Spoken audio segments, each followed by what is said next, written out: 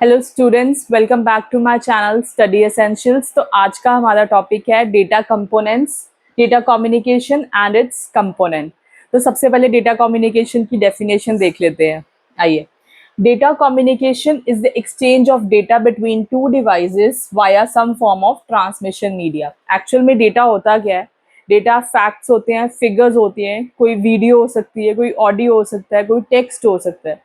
और कम्युनिकेशन होता है शेयरिंग करना, इंफॉर्मेशन को, डेटा को शेयर करना। तो इस वर्ड को बोल देते हैं हम डेटा कम्युनिकेशन। तो ये डेटा फार फ्लंग एरियाज में एक डिवाइस से दूसरे डिवाइस तक जाना होता है, तो इसको हम टेली कम्युनिकेशन के नाम से भी बोल सकते हैं। तो वो क्या कह रहा है? Data communication the exchange of data. Actually computer terminology में डेटा बेसिकली चाहे कुछ भी हो, फोटो अगर आपको भेजनी है, मान लो, आप ऐसा तो नहीं करोगे ना फोटो को ट्रांसमिशन मीडिया में डाल दोगे, फोटो अपने आप ट्रांसफर हो जाएगी, नहीं। पहले डेटा जितना भी होता है इंफॉर्मेशन टेक्नोलॉजी में, कंप्यूटर्स की टर्म में, वो सारा जीरोज एंड वंस की फॉर्म में होता है। तो यहाँ पे जब डेटा की बात की जाती है तो बेसिकली जीरोज एंड वंस की बात की जा रही है। दो डिवाइसेस में एक्सचेंज ऑफ इंफॉर्मेशन हो रहा है, एक्सचेंज ऑफ डेटा हो रहा है between two devices via some form of transmission medium. मतलब कोई ना कोई ऐसा मीडियम है उन दो डिवाइसेस के बीच में जो डेटा को इलेक्ट्रिकल सिग्नल्स की फॉर्म में या इलेक्ट्रोमैग्नेटिक सिग्नल्स की फॉर्म में डेटा को एक डिवाइस से दूसरी डिवाइस से लेकर जा रहा है। तो इसको हम बोल देते हैं डेटा कम्युनिकेशन। इसके तीन करेक्टरिस्टिक्स होने चाहिए। पहला है डिलीवरी, मतलब कि जो भी मैसेज, जो भी आप डेटा भेजना चाहते हो, वो सही यूजर को ही डिलीवर होना चाहिए।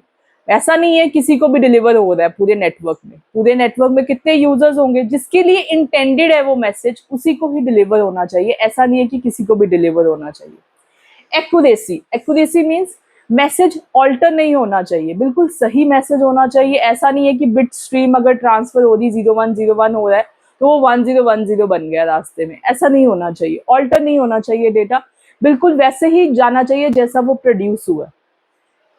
थर्ड है टाइमलीनेस, मैसेज डिले नहीं होना चाहिए, मैसेज रियल टाइम ट्रांसमिशन होनी चाहिए। मतलब जैसे प्रोड्यूस हो रहा है वैसे ही जाना चाहिए, कोई डिले नहीं होना चाहिए और बिल्कुल सही टाइम पे डिलीवर होना चाहिए। लेट डेटा डिलीवर किया कोई यूज का नहीं होता, तो इसलिए टाइमलीनेस बहुत इंपॉर्टेंट है। तो ये तीन करेक्टरिस्टिक्स होते हैं हमारे किसी भी डेटा कम्युनिकेशन के या किसी भी नेटवर्क के, ये तीन करेक्टरिस्टिक्स होने ही होने चाहिए।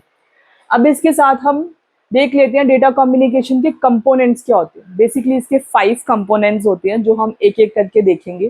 पहला है सेंडर। सेंडर वो बंदा है, वो डिवाइस है जो डेटा को भेजना चाहता है to the other person, to the other device. Second है रिसीवर। रिसीवर वो डिवाइस है या वो बंदा है जो डेटा को रिसीव करना चाहता है, जिसके लिए डेटा इंटेंडेड है, वो उसको हम बोल देते हैं रिसीवर। थर्ड इसका कंपोनेंट आ जाता है मैसेज। क्या डेटा जाना चाहिए, व्हाट शुड बी सेंड, क्या ऑडियो है, वीडियो है, टेक्स्ट है, पिक्चर है, क्या है, तो वो मैसेज क्या है वो यहाँ पे डिसाइड किया जाता है थर्ड कंपोनेंट में। चौथा है मीडियम। मीडियम मतलब वायर्ड होना चाहिए, वायरलेस के थ्रू कम्युनिकेशन होनी चाहिए।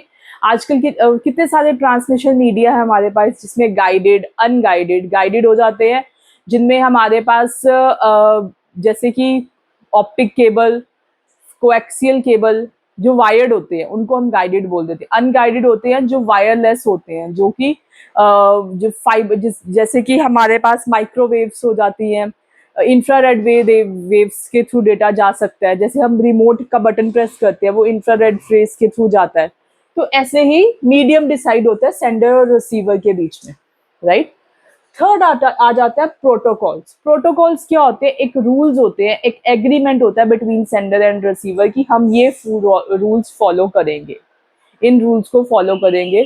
और ये हम OSI लेयर में, TCP/IP में इनके प्रोटोकॉल्स को हम पढ़ेंगे भी आगे जाके। तो कुछ ऐसा एग्रीमेंट होता है जो ये भी सेंडर भी फॉलो कर रहा है, जो रिसीवर भी फॉलो कर रहा है। अगर दोनों पार्टी के बीच में प्रोटोकॉल्स नहीं है तो हम कहेंगे वो कनेक्टेड है, कम्युनिकेट नहीं कर सकते। जैसे कि एक बंदा फ्रेंच बोल रहा है, एक बंदा जापानीज बोल रहा है, तो आपस में चाहे वो फ्रेंड्स हैं बट वो बोल के अपनी एक बात एक दूसरे को समझा नहीं सकते क्योंकि उनके प्रोटोकॉल्स सेम नहीं है। तो ये थे हमारे 5 कंपोनेंट्स ऑफ डेटा कम्युनिकेशन। और डेटा कम्युनिकेशन होता क्या है एंड उसके करेक्टरिस्टिक्स। आई होप आपको मेरी वीडियो से थोड़ी सी भी वैल्यू मिली हो। तो आप मेरी वीडियो को लाइक करें और चैनल को सब्सक्राइब करें। Thank you.